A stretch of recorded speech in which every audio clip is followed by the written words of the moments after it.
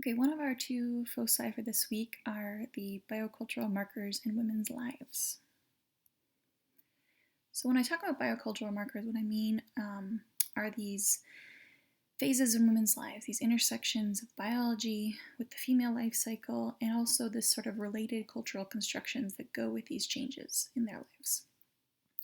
The biocultural markers themselves are biological processes with social imperatives that are associated with them. We see similarities and differences observed across political and cultural boundaries, but generally, the beginning of your period, pregnancy or motherhood, and menopause are these sort of primary phase transitions that we see within a woman's life cycle. What's important to keep in mind then is the concept of what's called the life stream. And so this recognizes the fact that these are just arbitrary breaks or definitions of women's reproductive lives that are actually just cultural artifacts. These aren't necessarily steadfast rules, but they're just trends in the cultural norms that have developed over time. And we do see some cross-cultural comparisons with similarities, but also lots of differences in how these transitions are marked and the effects they have on women's lives. Another term you might hear associated with these particular transitions are what's called rites of passage.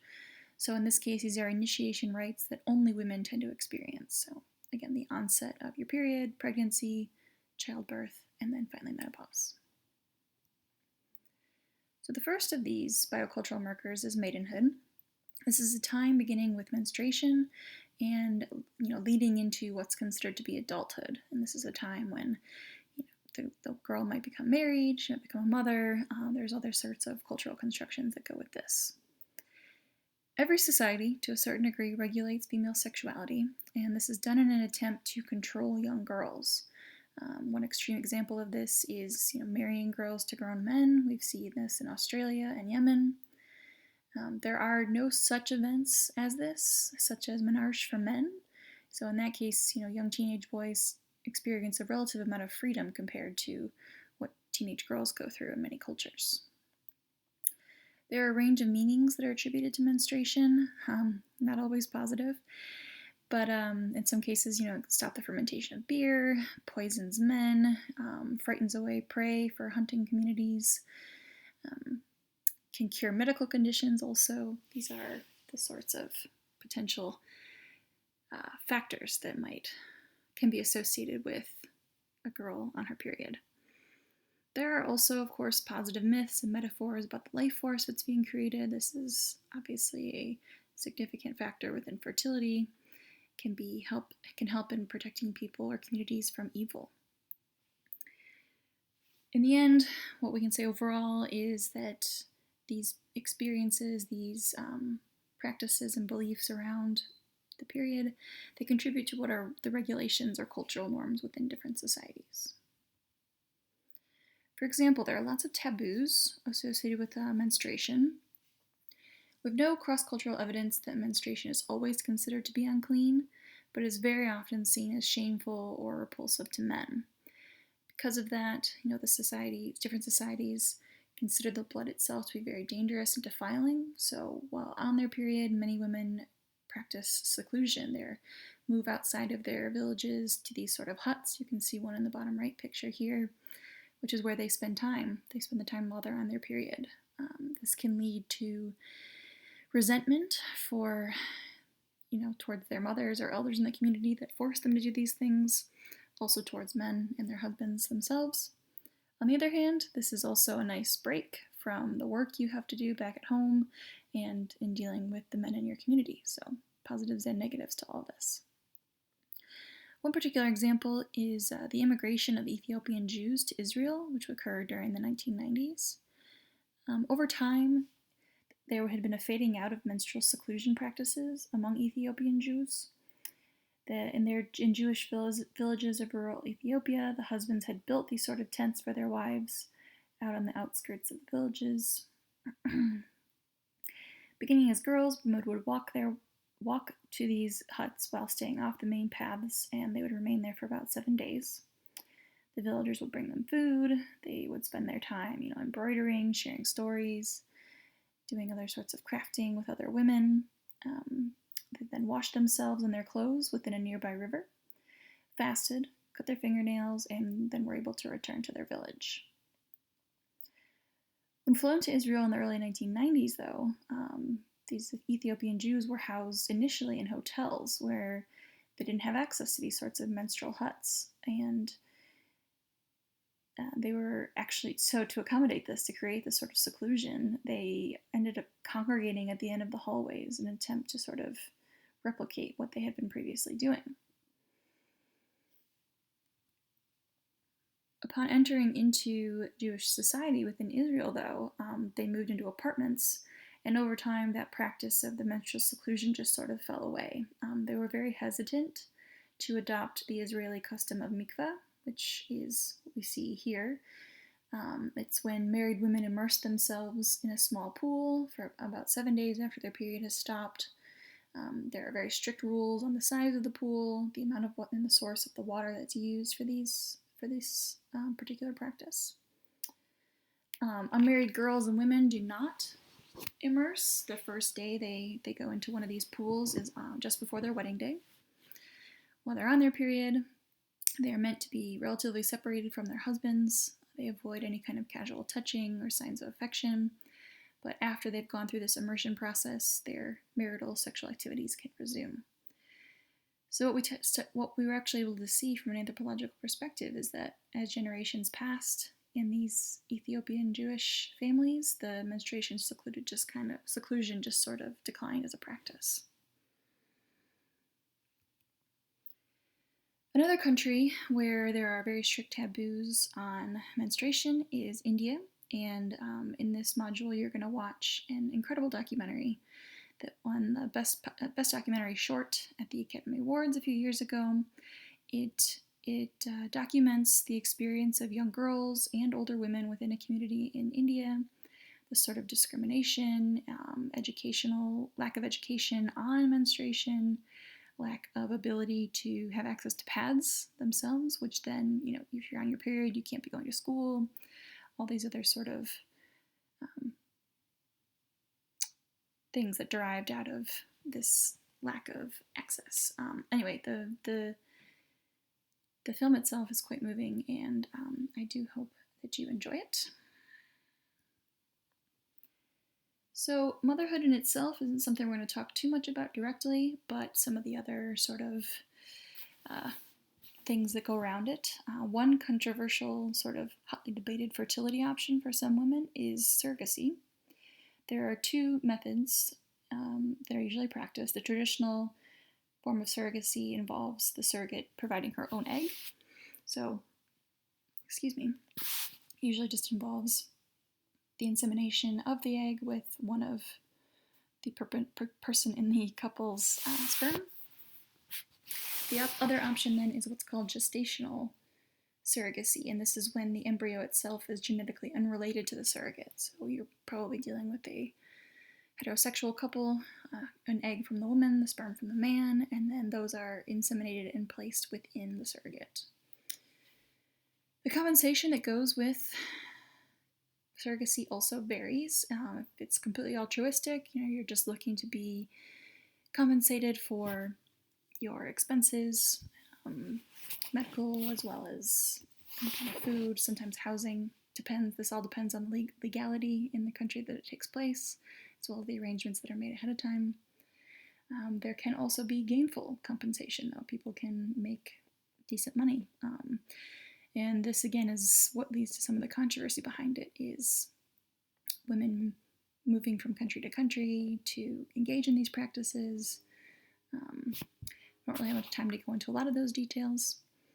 The laws also differ quite a bit for same-sex couples. I've linked here and in the additional materials to a podcast that is just an amazing story about these two Israeli fathers who had to travel to Nepal to be with their surrogate for the birth of their child, but then the 2015 earthquake struck, and the story they had to go through to get home with their baby, just quite incredible. As I mentioned, the laws themselves around surrogacy are quite varied depending on the country in which you live, the country in which the surrogate lives. You can see here the distribution of where different forms of surrogacy are allowed. So the gainful and altruistic forms are both legal in only a few places. No sort of legal regulation in a lot of South America and in the United States, which you can see. And then there's also some countries where it's still completely banned, and some states here in the US.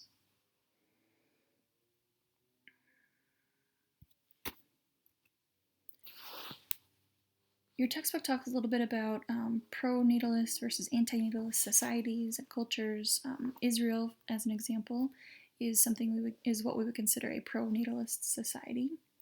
It means that becoming a parent is what's considered a national imperative. Jewish religious law insists that in order to be Jewish, you must be born from a Jewish woman. In this case, then, Israeli law insists that surrogates must be of the same religion as the contracting couple. The women themselves then go to great psychological and behavioral lengths to clearly demarcate the embryo, fetus, baby, and even the pregnancy as naturally belonging to the intended mother. Surrogates describe themselves instead as just the ovens, the incubators, the babysitters of the child until the birth takes place. The creation of what they consider to be a shared room involves trying to sync up their menstrual cycles pre-implantation. They try to share the same physical experiences. The mothers with their surrogates attend the checkups and ultrasounds. The records are even kept in the mother's name, not the surrogate's name. Some even claim to crave food of the couple's ethnicity and take on the traits of the mother. So, pretty extreme sort of case of what surrogacy can actually be like. Midwifery. Historically, women gave birth to babies at home with the help of friends and relatives. So midwifery itself is considered by many anthropologists to be the oldest professional specialization. There have been many different studies conducted studying particular midwives themselves or the culture around midwifery in different societies. We learn about how they can use massage to determine the position of the baby. There are several different birthing methods that are implemented rather than what we've only seen usually depicted in the US. These women are there to assist and deliver the baby. They bathe and dress them. They're there for the entire experience. And why this is considered important in many other societies is because that period just after giving birth is what we call liminal. It's a really dangerous, potentially dangerous time. You're kind of betwixt in between. You're transitioning from, the woman you were before into a mother, and that's a lot of cultures view that as a very dangerous time. So there are particular post-birth customs that center on protecting both the mother and child from illness or any sort of evil spirits. It also helps because they're there in the community. Typically, they can provide advice on nursing. They help them to transition back into household work or regular work if that's what they participate in. Breastfeeding, yet again, this is one of the largest physical commitments that a woman can make towards her children. This requires very much higher caloric intake than even during the pregnancy itself and can last for several years depending on the circumstances of the mother and what they want to do. The amount of time and energy that they dedicate towards breastfeeding can vary from culture to culture. There's many different beliefs and ideas about breastfeeding. Some talk about personality traits that are transferred through breast milk, that nursing imparts important spiritual elements to the baby, all these sorts of things. The breastfeeding industry in the US, it's massive. You have lactation consultants and groups, as well as the pumps, the bras, the formulas, different nipples on the bottles. I mean, the amount of money that goes into this is probably astronomical. One interesting concept is something called milk siblings, and these are children who are nursed by the same woman. Back in the early history of Europe, we heard about this practice as a wet nurse, someone who worked in the castle perhaps that would be the milk provider for the children in that family. In certain ways, we can see this as yet another form of women's work. You either have to bring your baby with you in a sling. If you leave them with a sitter, then that involves pumping before work, finding storage space in your freezer, hoping things don't go bad before your child is able to consume the milk.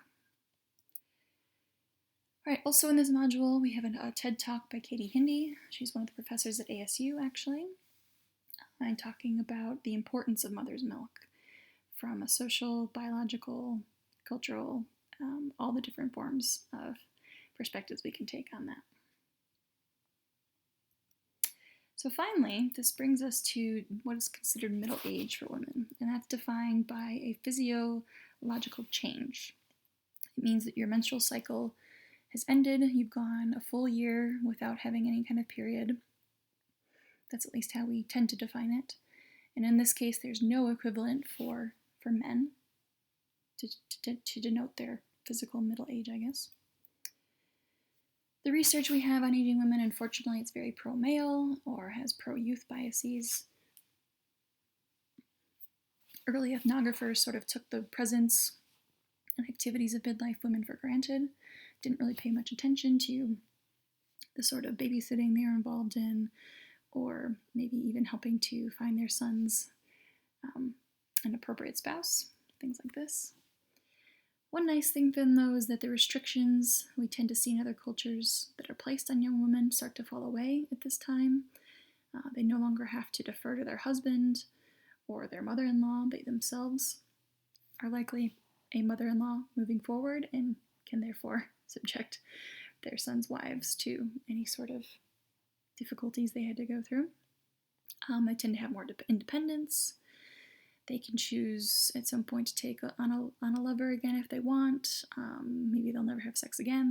The option's up to them. They don't have to worry about any sort of fertility taboos or obligations. And in some cases, they can really begin to gain social or economic authority over others. So as I said, picking brides for their children, delegating food preparation activities, things of this nature. This is a useful graphic, just kind of shows us some of the statistics behind menopause. I'll let you look at that on your own in the slides later. And so, I already touched on this a little bit. You have, this sort of mother-in-law powers that you are able to exert control over your son and his wife to a certain extent. Some women in this phase of life, they aspire to leadership in politics, or religion, or medicine. These are the women we tend to see taking on jobs of midwifery, become healers or holy women. It's often a time of individuality. You can develop new sort of personalities or perspectives on things. Some women tend to become much more androgynous. The typical old lady haircut is very short and kept close to the head. Margaret Mead talked about this sort of menopausal zest. You see this like freedom from full-time parentage and wifedom that gives you a bit more energy, a bit more spark in your step. On the other hand, some do tend to experience depression or empty nest syndrome. They can have a difficulty with starting a midlife career after staying at home to help take care of their children. Overall, though, cross-cultural data indicates enormous diversity, creative responses, and resistance to these sort of medical models or other social scripts that we tend to associate with women, postmenopausal women. But really, they're not weak, they're not sick, their lives are just different. A perfect example of this is another TED Talk that I've included in the module, not required, but I really do highly recommend it, by Isabel Allende. She's an incredible author and provides some nice perspectives on how to live passionately at any age.